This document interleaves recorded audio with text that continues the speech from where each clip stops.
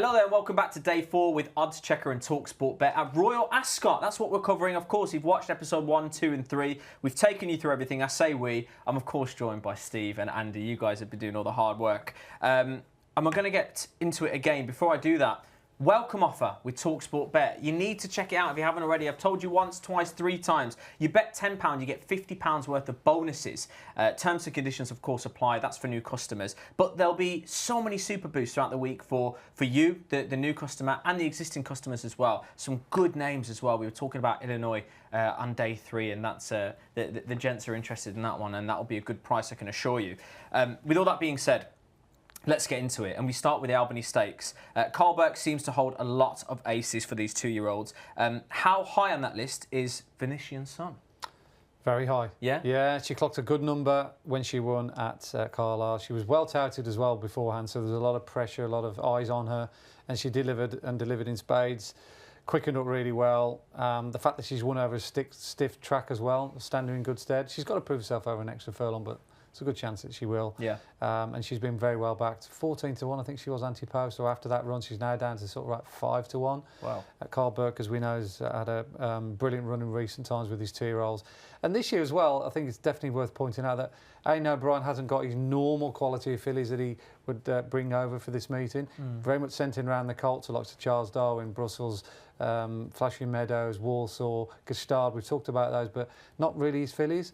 And I think True Love's his only possible runner in this, and she at the moment wouldn't be up perhaps to the standard of horses from his yard in recent years. Plus Wesley Ward hasn't got any decent fillies. He's not bringing anything over. So the UK punters and UK trainers are probably licking their lips here, thinking, thank goodness we haven't got the normal battalions we're facing.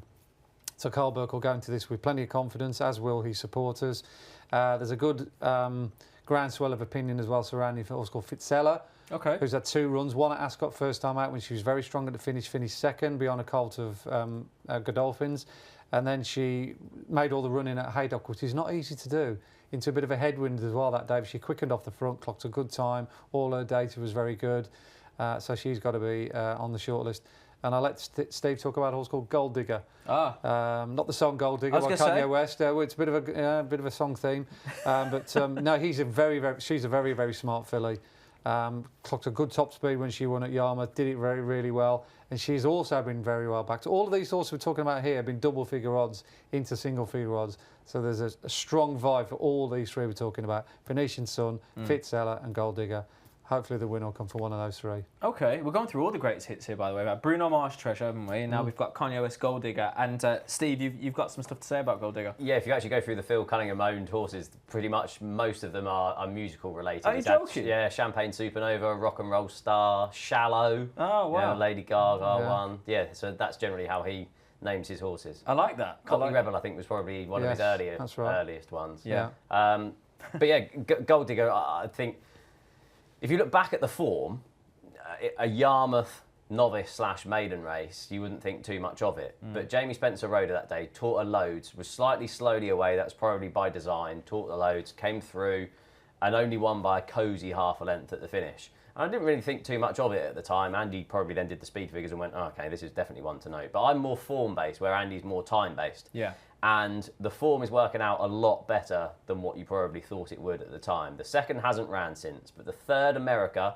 who was 4 3/4 lengths behind her that day in third, won next time at Bath, beating a horse called Little Brother, who was sent off 50 to 1, with Fortification, who had a big reputation that day, was sent off 4 to 9 back in third. Little Brother won yesterday at Nottingham. The 4th from the race, Nandita, also won on her next start. So the form keeps working out well. So as well as it being impressive on the eye, it's now impressive on the time, and now the form is working out well. So Gold Digger's 6 to 1 with TalkSPORT BET, and yeah, I thought she was a good bet in that, and you can have Kanye West on throughout the day if you have a winning bet anyway. Yeah, exactly. Manifest it with some Kanye in the background. No, I like it. I like what you've done there, and it's all coming together: the form, the time, everything. So yeah, I'm hearing it. Commonwealth Cup then, always interested in this. Classic contenders and sprinters taking each other on. Shadow of Light, has Shadow of Light demonstrated the best form? Absolutely, yeah. He's run in the 2,000 guineas and was not only good on the eye, the sort of data suggested that he'd be better dropping back in trip. The Guineas obviously run over a mile, but he ran through that race very much like a sprinter. Showed a huge surge of speed in the hottest part of the race, which then slightly petered out at the end when he got to the front, and he looked like winning. And you know, looking at all his form from a 2-year-old, most of it's over 6 furlongs and 7 furlongs, and he looks as though he's got a touch of class as well, whereas perhaps not as many have in this year's renewal of the Commonwealth Cup. Right. The likes of Babouche and a few others. They're nice horses like Whistle Jacket, but they don't really strike you as being absolutely out and out top class, whereas Symbol of Honour could well be. We know the form of the Guineas is very strong. We've seen what Field of Gold did in Ireland. He's likely to do that again in St James's Palace along with the Godolphin horse. So come sort of Friday, perhaps when Field of Gold's won and everyone looks at Symbol of Honour, it'll look not necessarily a formality, but like the one that most punters will want to be with. Away from the obvious, I've tried to look for something with a bit of value. I thought Time for Sandals, a horse rather under the radar, might run well at a big price, round about 33 to 1 at time of recording. Oh, wow. She ran in some very hot races last season, including the Lowther when she was a bit unlucky, the Super Sprint when she got a bad draw.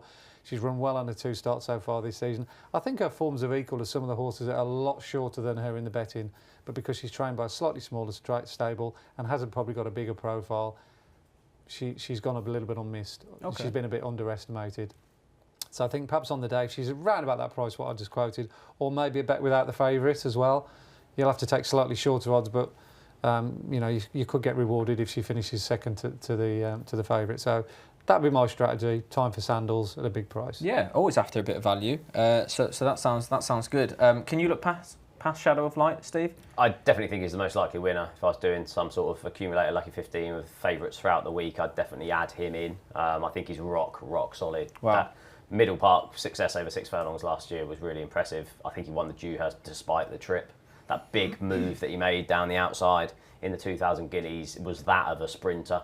And yeah, I think dropping back in trip is definitely the right move for him. He's around 6 to 4, worthy favourite. If I was to chance one at a massive price, I'd go with Diablo Rojo for Ammo Racing.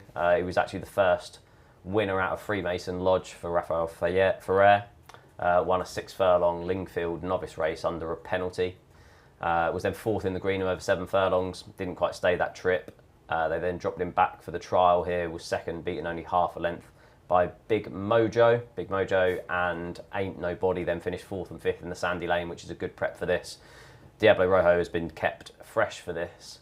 Is unexposed over 6 furlongs. That was actually his only defeat over 6 furlongs in his career so far. Wow. And he's 33 to 1. So if my confidence will be built if David Egan decides to ride him over Arizona Blaze, who I think we probably know how good he is.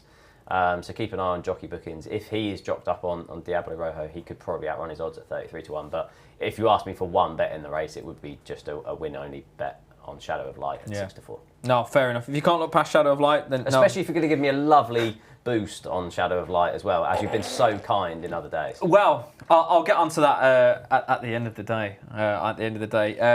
So let's go Coronation Stakes. Much has been documented about Basha Watt's heartbreak in France with Zaragana. Do you think that she's shown the best middle distance 3-year-old form so far? I think Zaragana is the best horse in the race. I thought she was the best race in the French 1,000 Guineas, even though she finished second in the not so, in my opinion, controversial reversing of the places. Francis Henri Graffard has a brilliant record when bringing over horses to this meeting. He brought over Calandagan, who won the King Edward last year. Aga Khan actually have a good record in this race as well. Vedja won the French 1,000 Guineas and then came on to win this. Didn't quite work out with Ruheya last year. She won the French 1,000 Guineas and then just didn't run her race in the Coronation last year. But Zaragana is definitely a miler. She's got a good turn of foot. Ascot should actually suit her running style. I'm just hoping Mikel Barcelona keeps it simple, gives her plenty of room, because he is known to go through gaps and give this filly a bit too much to do in previous races.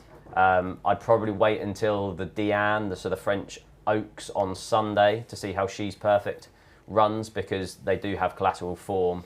Zaragana beat her in the trial, and then obviously there was the kerfuffle after the Guineas last time. So wait to see how She's Perfect runs in the Diane before backing her in this race, but I do think she's the one to beat. Okay, the one to beat. Same line of thinking? I think so now, particularly like Victoria's out. I think if she would have run here, she would have been the idea of probably most punters' banker, given what she did in the Irish 1,000 guineas. She was devastating that day. Really stepped up on her run in the English version when she was a little bit under par, but Aidan O'Brien had said that. He'd said that she'd come on for the run. So Zaragana's really got this to lose, because I don't think it's a particularly deep race. No. She's already beaten exactly. Chantilly Lace might go up in trip for the Ribblesdale.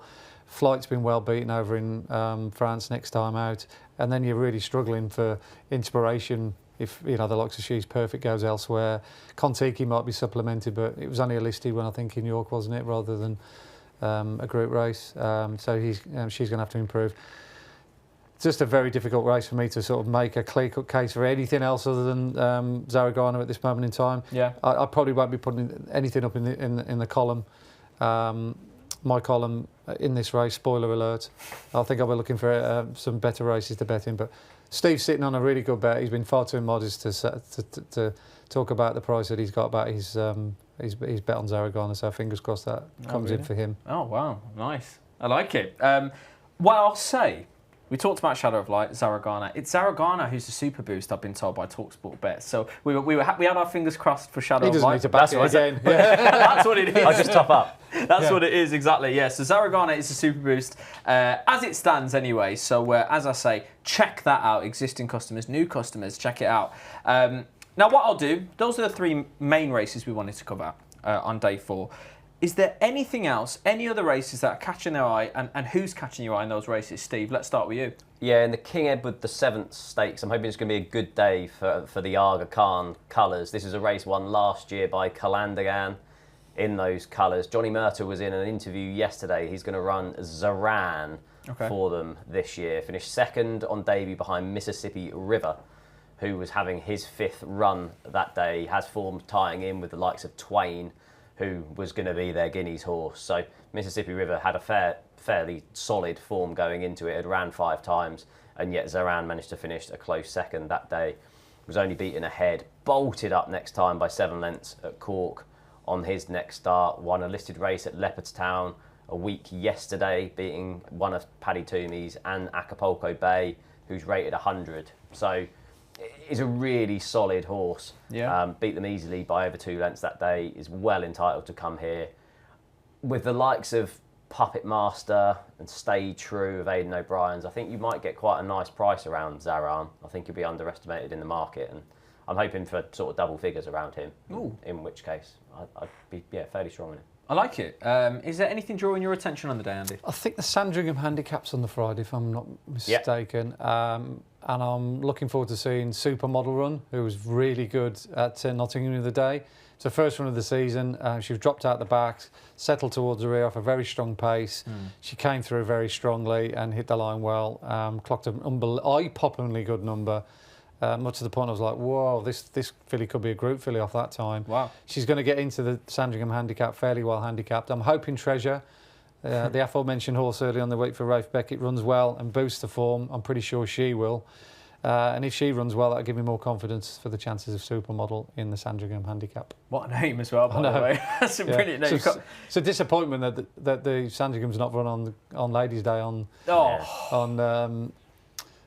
the Thursday, but unfortunately the bookmakers will probably be grateful of that, because all the 2 quids and 5 quid bets will be all on Supermodel. Yeah, you're right there. It saves them that anyway. It is a shame though, that, and it is a shame. Okay, so that's where your eyes are drawn to away from the main races. It's that time where I ask you for your nap of the day, day 4. Steve, I'm going to start with you. Is it Shadow of Light by any chance? It will be. I really like Gold Digger in the Albany. The form just keeps on getting boosted. But yeah, I'd be surprised if Shadow of Light doesn't win the Commonwealth Cup. So it's got to be the nap of the day then. Andy? Supermodel for me. Oh, is it really? Again, another one I haven't got prices on, so it does have to come with a little bit of a caviat. But those handicaps, you'd be disappointed if you're not getting 6 or 7 to 1 at the very least. Right, okay. So, I'm trying to avoid the obvious ones for naps. Yeah. But between us, we're